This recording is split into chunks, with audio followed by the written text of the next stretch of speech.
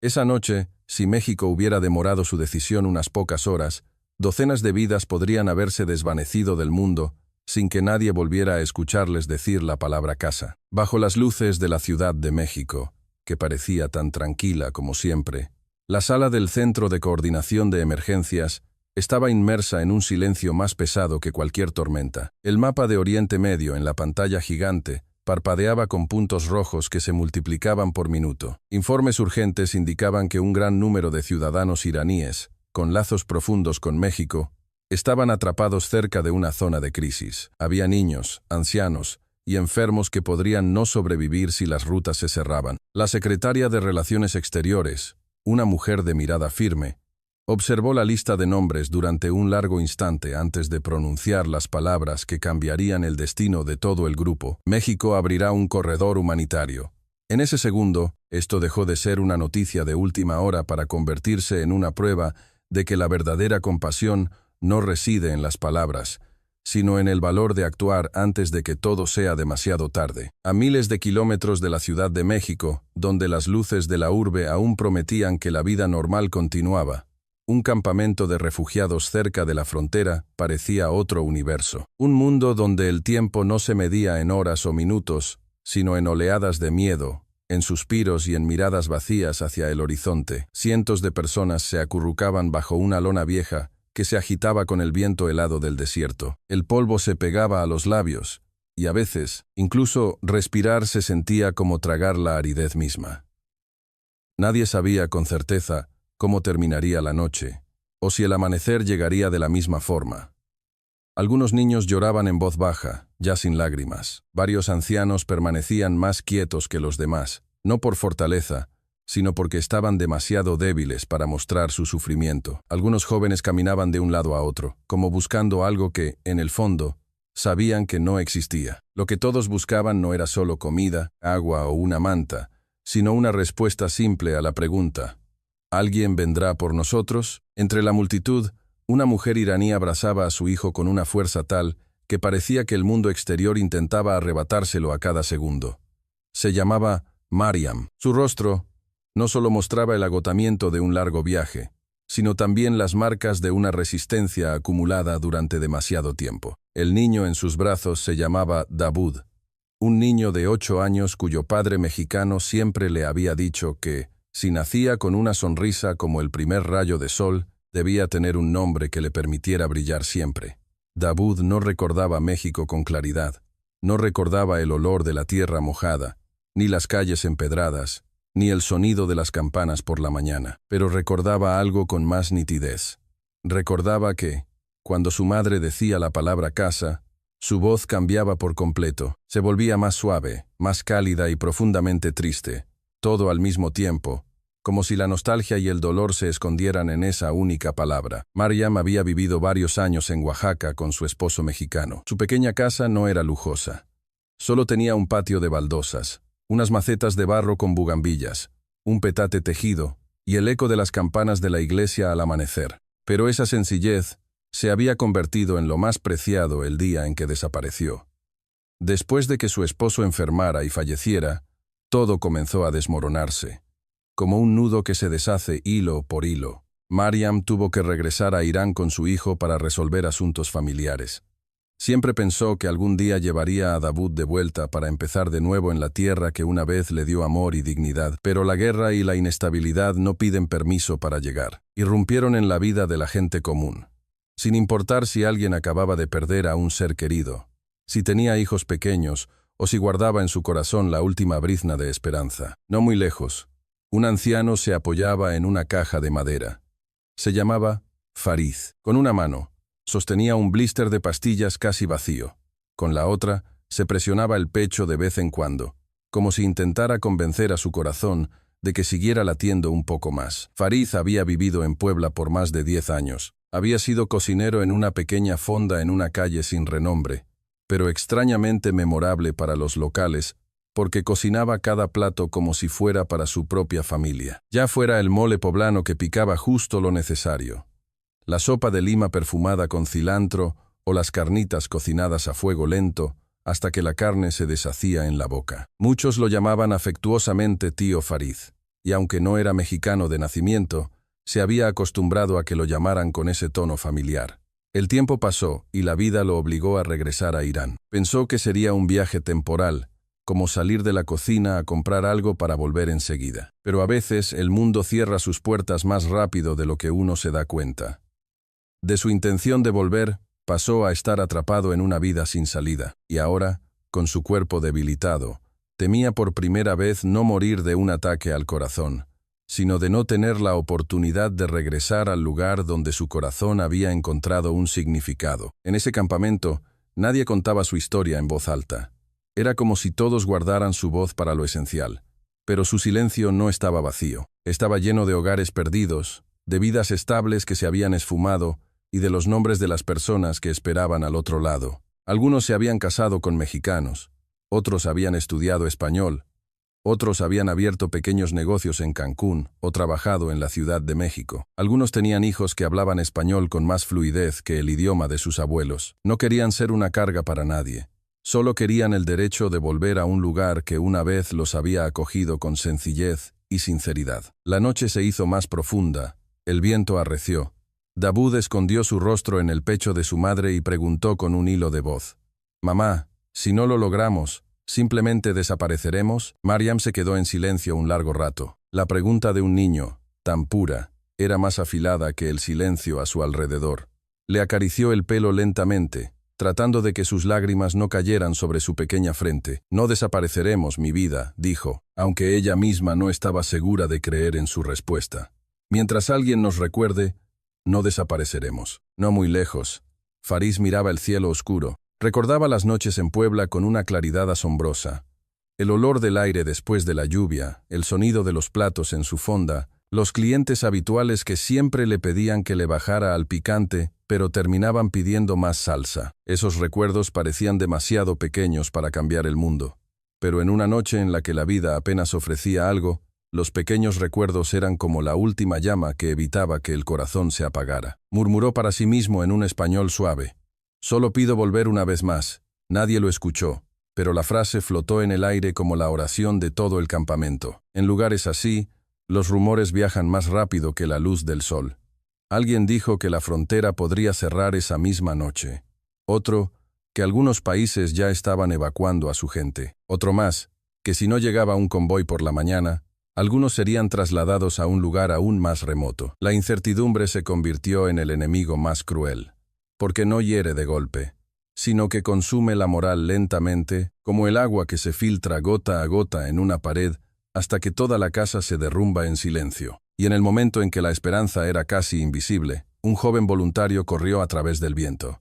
Sostenía un teléfono como si fuera el objeto más valioso del mundo. Su rostro no era el de alguien con noticias comunes, sino el de alguien que ha visto una puerta entreabrirse en un muro sólido. Le dijo algo rápidamente al traductor, y poco después, la traducción se transmitió, lenta, pero con la firmeza suficiente para que cada corazón en el campamento se detuviera a escuchar. El gobierno mexicano está organizando un corredor humanitario. Nadie dijo nada de inmediato, como si temieran que un movimiento brusco pudiera hacer añicos la noticia, como un cristal frágil.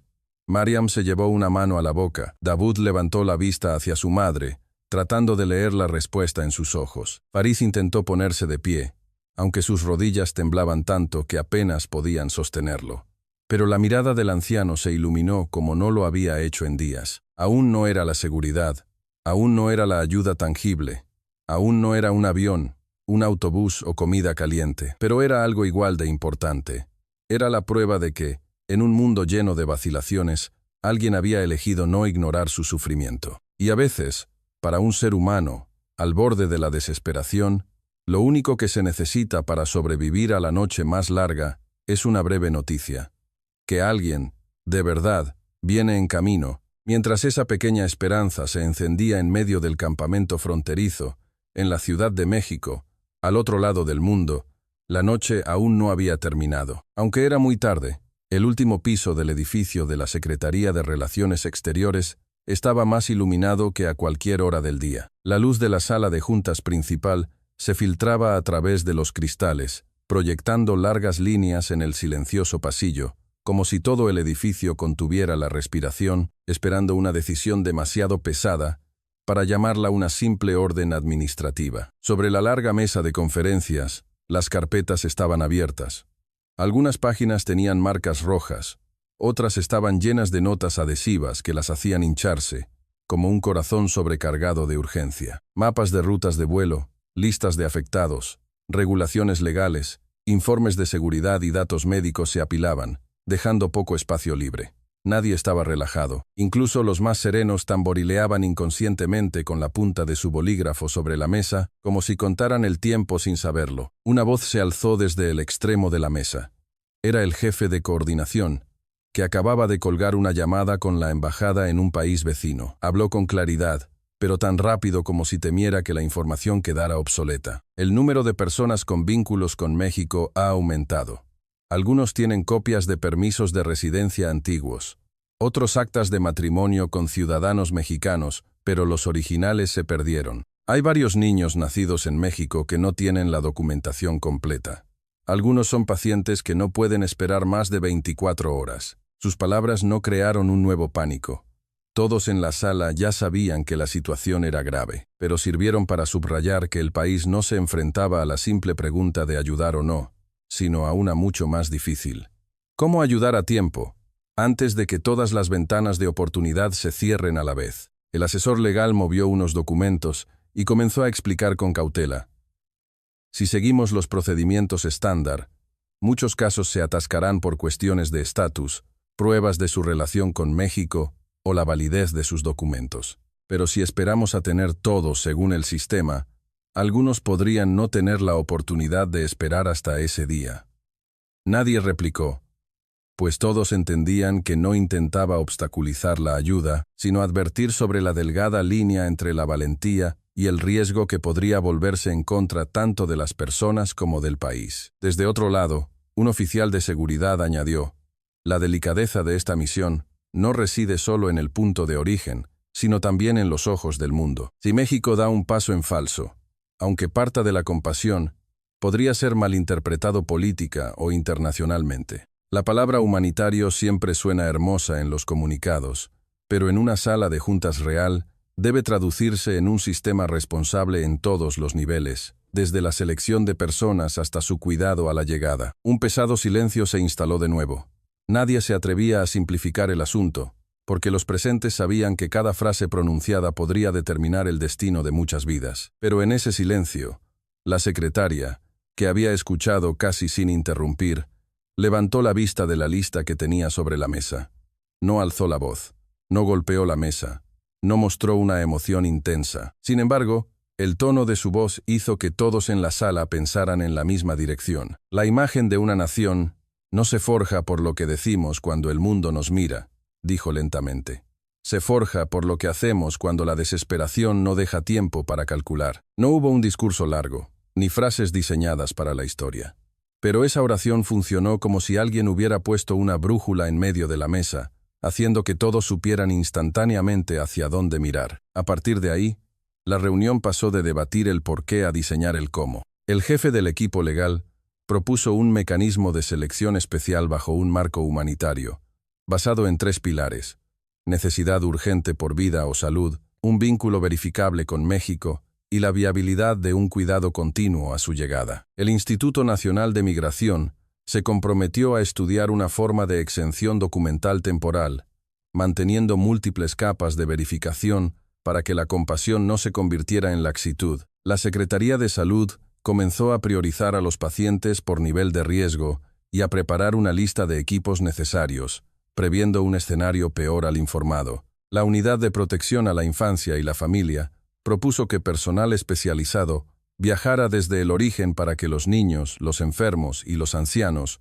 no fueran vistos como meros números, sino como seres humanos con una vulnerabilidad especial. A medida que el trabajo avanzaba, los detalles revelaban que la ayuda humanitaria en el mundo real nunca es solo romántica. Está llena de cronogramas, canales de aprobación, listas de verificación, coordinación interinstitucional y decisiones que deben ser lo suficientemente precisas para guiar vidas a través del riesgo, sin empujarlas hacia una nueva incertidumbre. Pero en lugar de que la complejidad los hiciera retroceder, hizo que todos en la sala se volvieran más serios y enfocados, como si cada uno supiera, sin necesidad de decirlo, que si el país iba a extender una mano esa noche, esa mano debía ser lo suficientemente firme para sostener a personas reales, no solo para quedar bien. También se discutió la comunicación pública.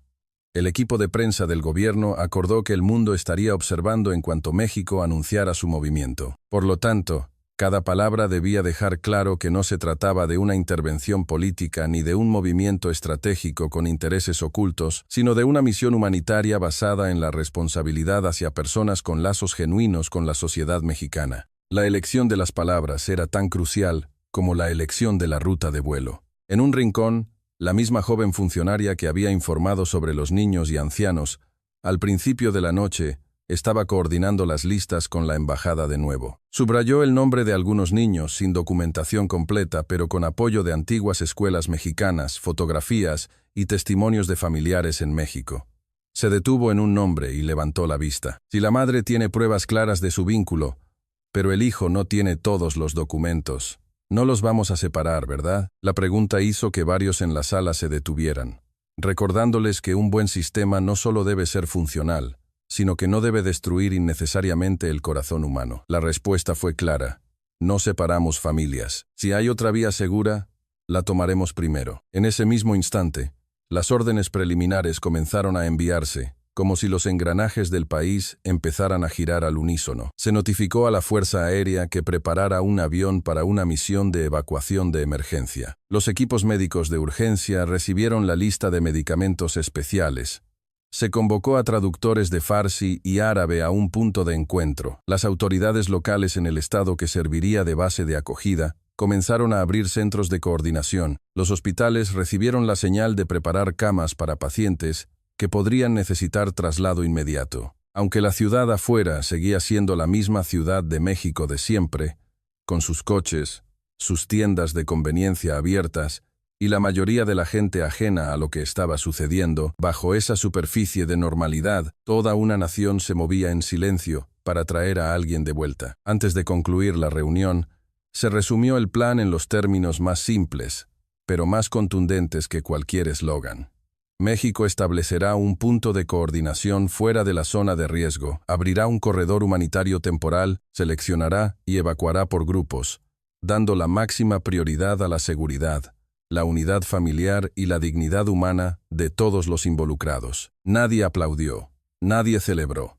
Todos sabían que la verdadera decisión no terminaba con un estoy de acuerdo, sino que apenas comenzaba. Cuando la gente se levantó, el sonido de las carpetas, los papeles y los teléfonos sonando simultáneamente devolvió la vida a la sala, pero era una vida diferente, no la de una oficina gubernamental en horario laboral, sino la de un país que acababa de decidir no dejar a un grupo de seres humanos abandonados en la oscuridad por culpa de la lentitud y el miedo de un sistema. Y mientras el destino final aún estaba lleno de riesgos, nadie en la Ciudad de México lo dijo en voz alta.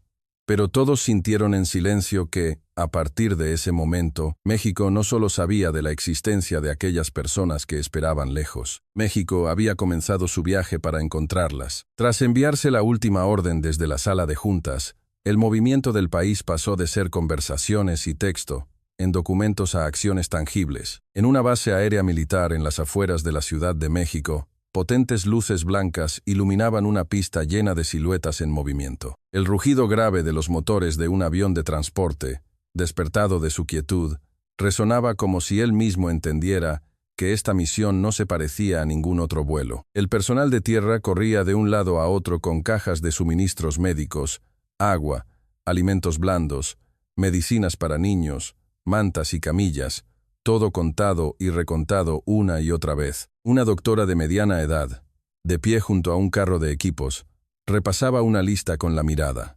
Era rápida, pero nunca apresurada. 2 tanques de oxígeno de reserva más, le dijo a una enfermera joven, para un caso cardíaco, para un niño en shock, para alguien que se derrumbe en el camino.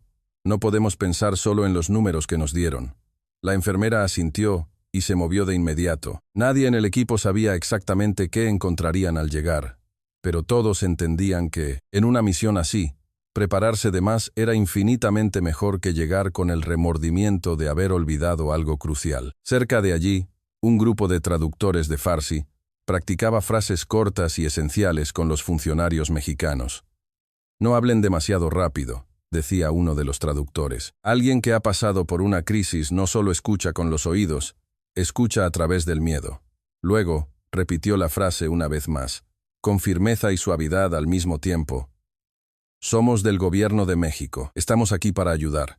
Ya están a salvo. La joven funcionaria que lo escuchaba asintió lentamente, como si no solo memorizara las palabras, sino también el ritmo del corazón de quienes las oirían. A veces, en situaciones donde la vida se desmorona, una simple frase no es solo comunicación, es el puente que lleva a alguien de la desconfianza a la fe. Mientras tanto, en la embajada mexicana de un país vecino, utilizada como centro de coordinación, el personal apenas se movía de sus escritorios. Los teléfonos sonaban sin parar, mezclándose con el tecleo de los ordenadores y el zumbido de los aires acondicionados trabajando a marchas forzadas.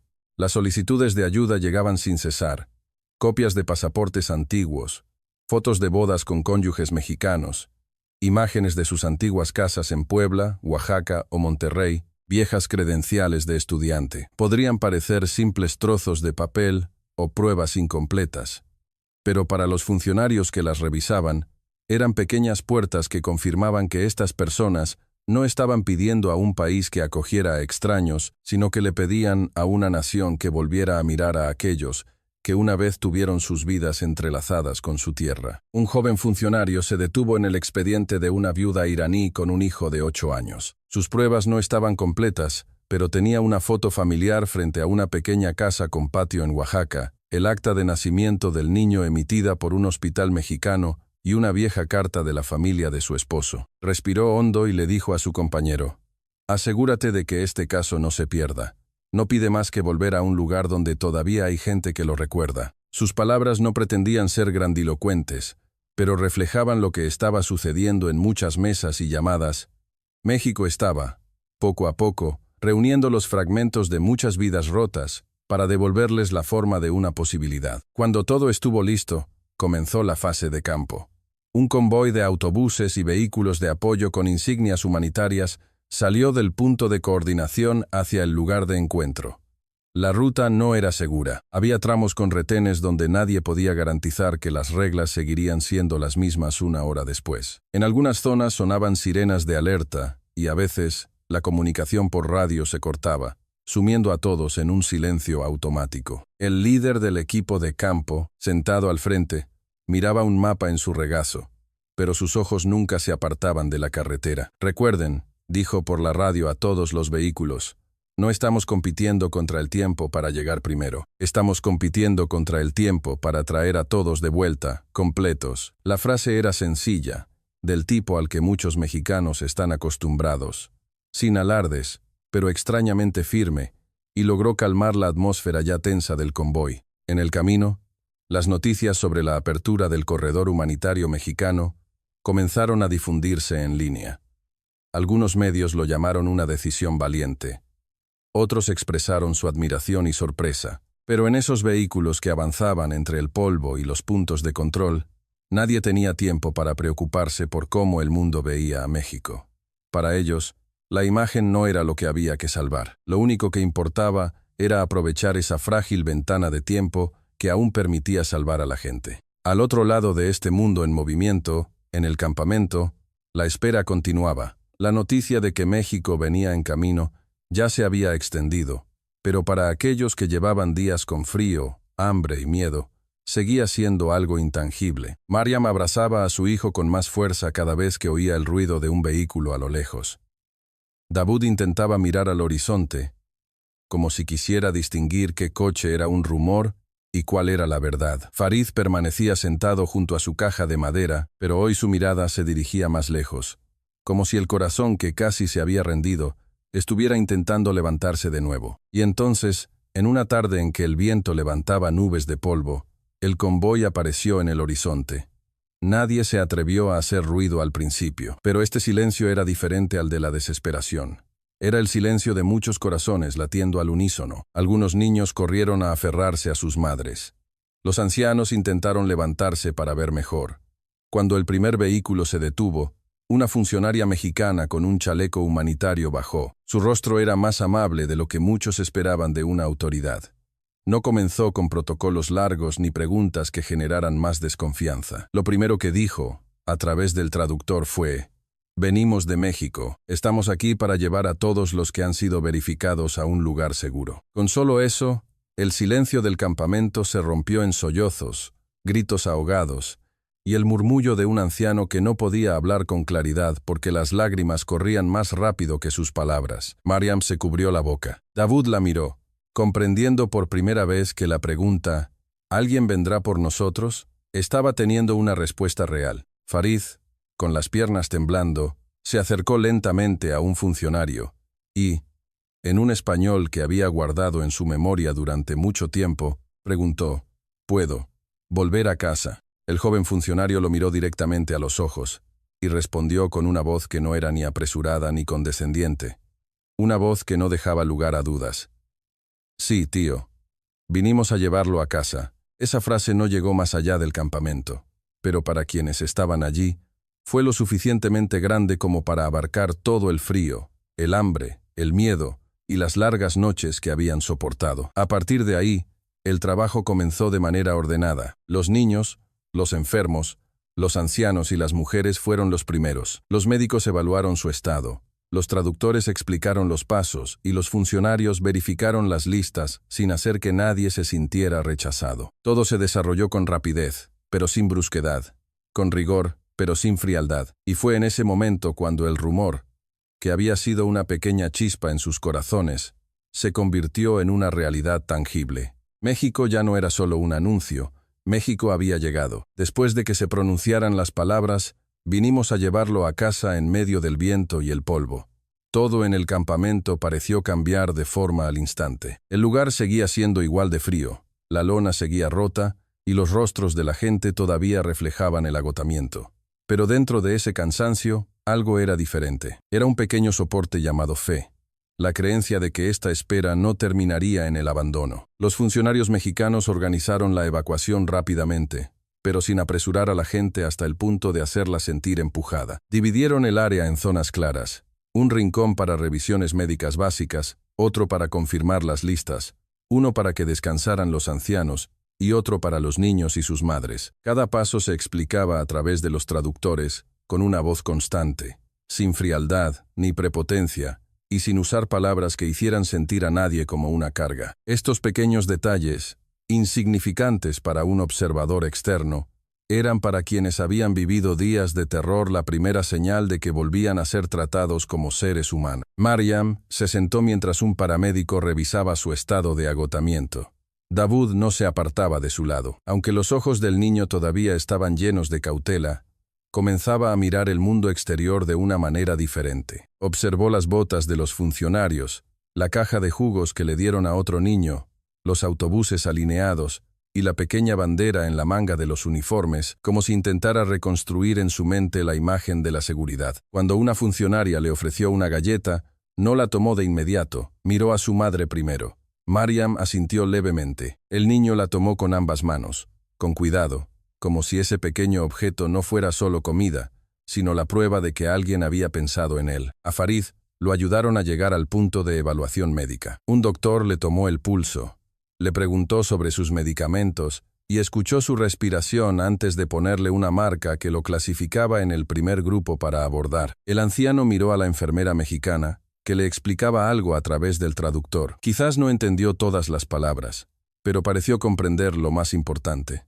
La mirada de la persona frente a él no era la de un extraño, sino la de alguien que de verdad se hacía cargo de la vida que se le había confiado. Suspiró profundamente, algo que no había hecho en días, no porque se sintiera completamente a salvo, sino porque, por primera vez, se atrevía a dejar que su cuerpo aceptara que la ayuda era real. Cuando las listas y el orden de evacuación estuvieron listos, el primer convoy de autobuses comenzó a prepararse. Los nombres se anunciaban en voz alta, pero sin urgencia, como si estuvieran llamando a la gente de vuelta desde el borde de un abismo, uno por uno. Mariam llevaba solo una pequeña mochila, lo único que le quedaba de su vida anterior.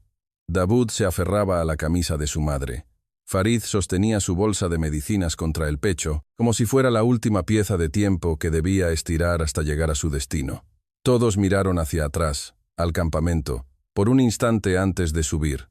No con apego, sino con una extraña sensación. Ese lugar los había aterrorizado, y casi les había hecho perder la fe en el mundo. Pero también fue allí donde escucharon la frase que lo cambió todo. Alguien viene a llevarnos a casa. Los autobuses se alejaron lentamente. Nadie podía garantizar que el camino por delante fuera seguro. Los funcionarios se distribuyeron por los vehículos, algunos observando a los enfermos, otros ayudando con los niños que se dormían en los hombros de sus madres, y otros sosteniendo sus radios con la misma firmeza con que un marinero sostiene una brújula en un mar oscuro. Afuera, solo había polvo, tierra seca y un paisaje inmóvil. Pero adentro, cada corazón viajaba más rápido que la distancia real. Era un viaje desde la incertidumbre de sobrevivir hacia una nueva pregunta, igual de temblorosa. ¿De verdad lo lograremos? Durante el trayecto, nadie habló en voz alta. Dawood dormitaba sobre el hombro de su madre, quien le acariciaba el pelo con un ritmo constante, como una oración sin palabras. Farid miraba por la ventana, no el paisaje, sino el tiempo que le quedaba de vida, y al mismo tiempo, parecía mirar hacia su pequeña fonda en Puebla, el olor del mole, el sonido del aceite en la sartén, y la voz de alguien en el pasado llamándolo tío Farid. Esos recuerdos ya no le dolían como antes, se estaban convirtiendo en una fuerza que tiraba de él desde el destino, diciéndole que otro mundo lo esperaba. Cuando el convoy llegó a un aeródromo improvisado, el cielo comenzaba a oscurecerse. No había terminales de pasajeros, ni anuncios suaves, ni la más mínima comodidad. Solo una larga pista iluminada por luces de emergencia, el zumbido de los generadores y el sonido de la gente trabajando contra el reloj en un silencio solemne. El avión de transporte mexicano estaba estacionado frente a ellos, su silueta tan grande en la oscuridad que parecía un muro de acero enviado para separarlos de esa larga noche. Antes de abordar, todos pasaron por una última evaluación. A los niños les pusieron pulseras de identificación, a los ancianos les dieron mantas adicionales y a los enfermos se les asignó un nivel de atención específico. El equipo mexicano trabajaba de una manera muy mexicana, cortés, suave, pero preciso y decidido en lo que había que hacer. Mariam subió a Dawood por la rampa del avión. El niño miró hacia atrás una vez más. Esta vez no le preguntó nada a su madre. Quizás, incluso un niño de 8 años puede sentir instintivamente que hay partes de la vida que es mejor dejar atrás sin siquiera nombrarlas. Farid subió un poco más lento. Cuando su pie cruzó el umbral del avión, se detuvo por una fracción de segundo y murmuró algo en español tan bajo que casi fue un suspiro. Por fin, el mismo joven funcionario que le había respondido en el campamento, lo ayudó a encontrar su asiento y le ofreció un vaso de agua tibia. Farid lo aceptó. Sus manos aún temblaban, pero en su mirada ya no había el mismo vacío. Una vez que todos estuvieron sentados, un anuncio en farsi resonó en la cabina. Este es un vuelo humanitario de la República Mexicana. Todos ustedes están a salvo. Muchos cerraron los ojos al escuchar esas palabras, no porque creyeran completamente, sino porque el corazón, que había estado tenso durante días, finalmente recibió permiso para relajarse un poco. El sonido de los motores comenzó a intensificarse. Mariam abrazó a Dawood con tanta fuerza que sus propios brazos temblaban. Farid se aferró al respaldo del asiento, y entonces el avión comenzó a moverse, cada vez más rápido, hasta que finalmente las ruedas se despegaron del suelo. En ese instante, muchos lloraron sin vergüenza. Algunos se cubrieron el rostro, otros se abrazaron con fuerza. Alguien repitió el nombre de México una y otra vez, como si fuera la palabra que los había ayudado a cruzar la noche más oscura. Para el mundo exterior era solo un vuelo despegando de un aeródromo en medio de una crisis. Pero para todos a bordo, no era solo un viaje. Era la línea divisoria entre una vida que casi se había hecho pedazos y una nueva posibilidad. Y esa noche, sobre las nubes, México no solo había enviado un avión a recoger personas, los estaba llevando a cruzar desde la desesperación hacia un nuevo significado de la frase «Todavía hay un lugar al que volver». Cuando el avión se estabilizó en el aire, lejos de la oscuridad de la tierra, la atmósfera en la cabina comenzó a cambiar lentamente, como si todos estuvieran respirando a un nuevo ritmo. La tensión aguda del despegue no desapareció de golpe, sino que se fue disolviendo en un silencio profundo, salpicado de sollozos suaves, el murmullo de un niño dormido y el sonido de la respiración de personas que, por primera vez, se permitían creer que no estaban solas en medio del peligro. Los funcionarios mexicanos recorrían los pasillos casi sin descanso. Cada uno de sus movimientos era sencillo, cortés y cuidadoso, como si supieran que los pasajeros no solo estaban agotados por el viaje, sino que habían sufrido un desequilibrio interno demasiado grande como para soportar prisas o órdenes bruscas. Una joven enfermera se arrodilló junto a un niño que abrazaba una pequeña bolsa con demasiada fuerza. No le hizo preguntas, no intentó quitársela, simplemente dejó una botella de agua tibia a su lado y le sonrió antes de continuar. Un gesto tan pequeño podría no quedar registrado en el informe de la misión, pero para un corazón que ha temblado durante tanto tiempo, era la manifestación de ser tratado como un ser humano. Dawood apoyó la cabeza en el hombro de su madre. La galleta que había recibido en el autobús todavía estaba a medio comer en su mano, pero ya no miraba a su alrededor con la misma desconfianza. Observó la tenue luz de la cabina en silencio, y luego le preguntó a su madre en voz baja: «Mamá, ¿de verdad vamos cerca de casa?» Mariam no respondió de inmediato. Miró el rostro de su hijo por un momento, como si temiera que, si pronunciaba esas palabras demasiado pronto, las lágrimas brotarían. Finalmente, asintió lentamente. «Sí, mi vida. Estamos en camino». La respuesta no fue larga ni adornada, pero era más cálida que la manta que los cubría, porque no provenía de una esperanza vacía, sino de los motores que realmente los llevaban hacia adelante. La propia Mariam aún no sabía cómo sería todo al llegar. No sabía si la vida sería más fácil, cuántos papeles tendría que tramitar, quién de su pasado seguiría esperándola, o si la ciudad que había dejado la recibiría como antes. Pero una cosa era más clara que toda la incertidumbre. En ese momento, sentía que no estaba siendo simplemente transportada a un refugio temporal. Estaba siendo rescatada de ese silencio helado que hace que un ser humano se sienta insignificante y de vuelta a un lugar donde, al menos, alguien estaba dispuesto a llamarla viajera de regreso y no una carga. No muy lejos. Farid estaba sentado un poco más erguido que antes. El agua tibia de su vaso se había acabado hacía mucho, pero todavía sostenía el vaso de plástico, como si quisiera conservar el primer toque de calidez el mayor tiempo posible. El mismo joven funcionario se acercó y le preguntó en un español pausado cómo se sentía. Farid asintió y respondió con un acento que aún revelaba sus orígenes, pero con más claridad de la que él mismo esperaba. «Mejor, gracias. Solo un poco cansado». Una respuesta tan ordinaria para cualquier pasajero, pero para un hombre que no estaba seguro de si volvería a hablar español, era casi como reclamar su identidad. Poco después, Farid comenzó a hablar por sí mismo. Contó que vivía cerca de Puebla, que su fonda no era grande, solo unas pocas mesas, un viejo ventilador en la pared y una cocina demasiado calurosa para ser romántica, pero sentía una extraña felicidad cada vez que un cliente pedía el mismo platillo una y otra vez. Contó que en Semana Santa, la gente del barrio lo invitaba a las procesiones. Contó que un niño del mercado solía pasar corriendo por un huevo frito gratis mientras él cocinaba por la mañana. Eran historias pequeñas, demasiado pequeñas para tener peso en el escenario mundial, pero el funcionario mexicano que lo escuchaba no asentía mecánicamente para despacharlo. Escuchaba con esa calma tan mexicana, sabiendo que a veces, escuchar con sinceridad es la forma más profunda de honrar a alguien. Farid guardó silencio un momento y luego continuó. «Cuando tuve que volver a Irán, pensé que regresaría pronto. No imaginé que estaría tan lejos». Rió suavemente, pero su mirada se ensombreció. «Cuando uno envejece, no solo le teme a la muerte. A veces, tememos que nadie recuerde dónde estuvo nuestro lugar en el mundo». El joven funcionario escuchó y respondió brevemente: «A veces, el hogar no nos recuerda con papeles, tío. A veces, nos recuerda por lo que dejamos en la gente». Esa frase no sonó como un consuelo preparado. Encajó tan perfectamente en el silencio que Farid se quedó pensativo un largo rato y luego asintió lentamente, como si algo en su pecho se hubiera aflojado. En otras partes del avión, las historias de otros pasajeros comenzaron a fluir.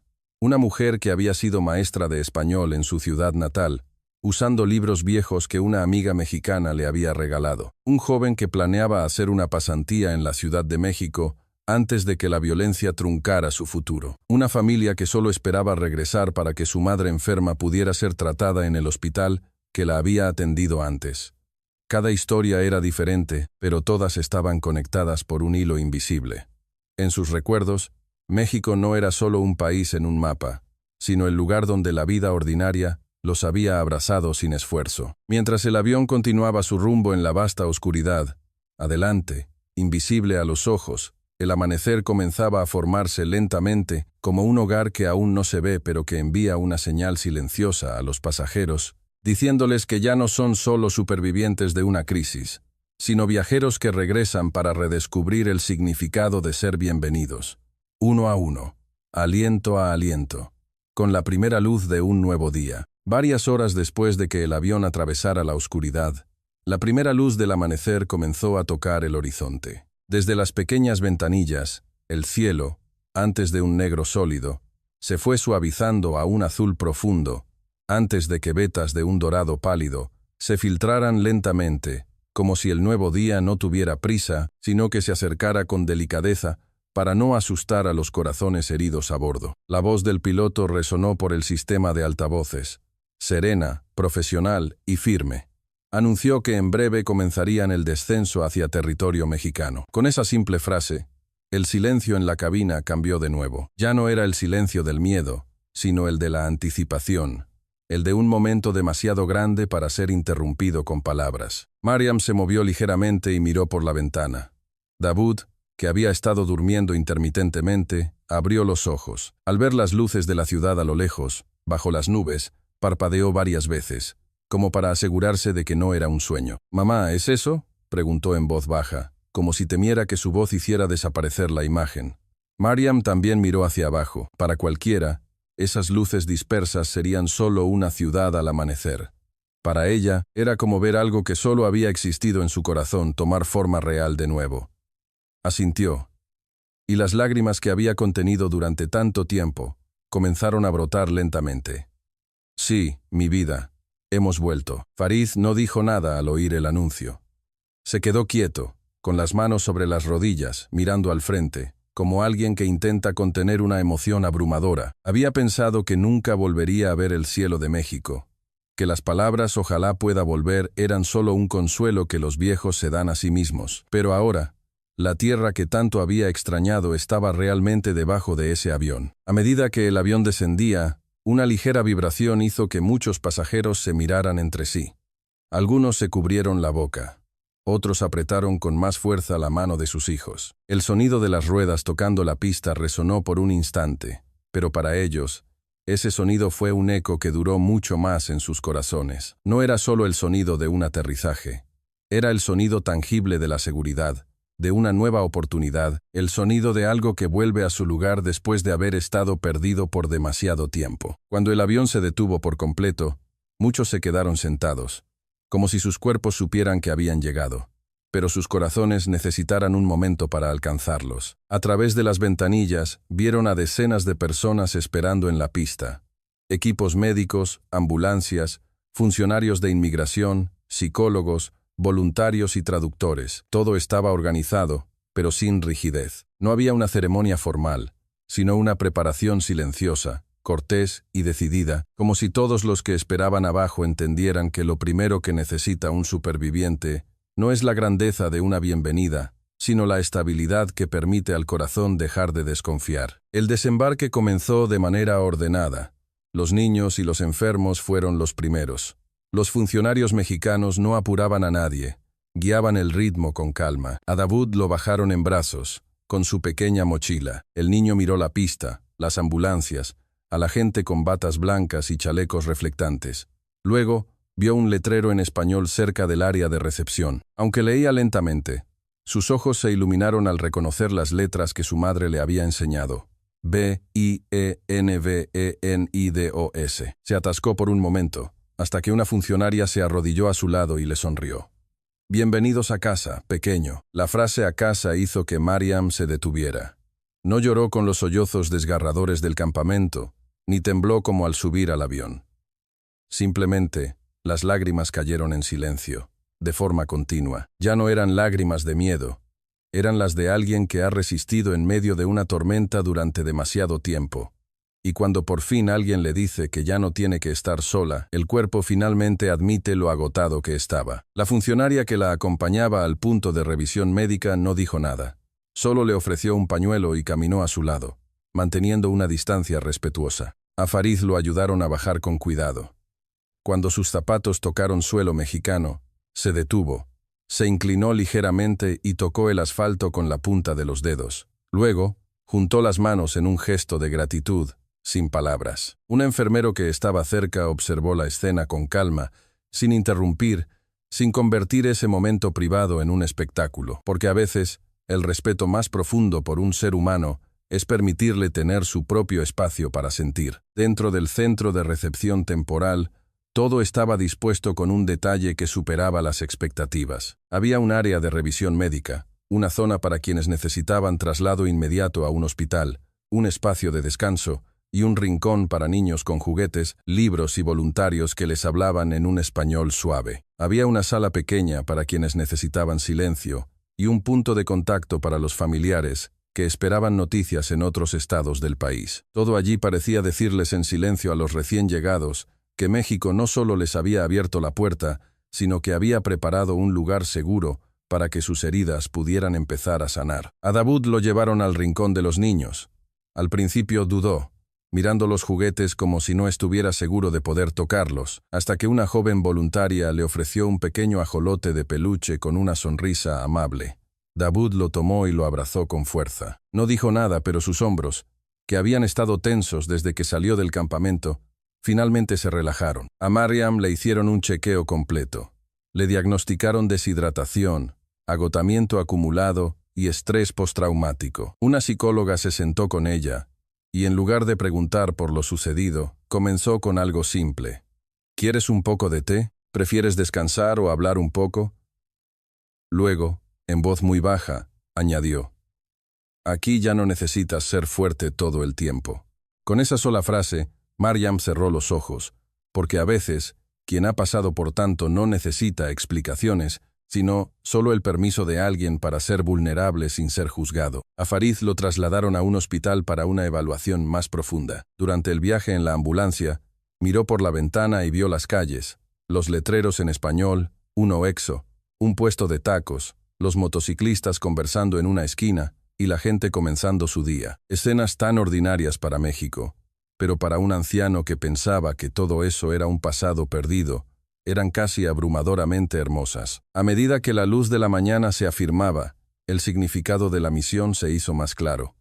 México no solo había hecho lo que el mundo vio en las noticias, evacuar a personas del peligro, estaba haciendo algo más profundo: hacerse cargo del dolor, el miedo y la incertidumbre de esas vidas con sistema, con amabilidad y con responsabilidad, porque la verdadera humanidad no termina cuando se abre la puerta de un avión. Apenas comienza en el instante en que un ser humano baja y alguien le dice con firmeza: a partir de ahora, ya no estás solo. Días después, cuando el caos inicial se calmó, las vidas que se habían dispersado comenzaron a reunirse de nuevo, pieza por pieza, en silencio. Mariam observaba a Dawood dormir abrazado a su ajolote de peluche, bajo la suave luz de la mañana en Oaxaca. No sabía qué tan fácil sería el camino por delante, pero por primera vez en meses, no tenía que preguntarse dónde escondería a su hijo al día siguiente.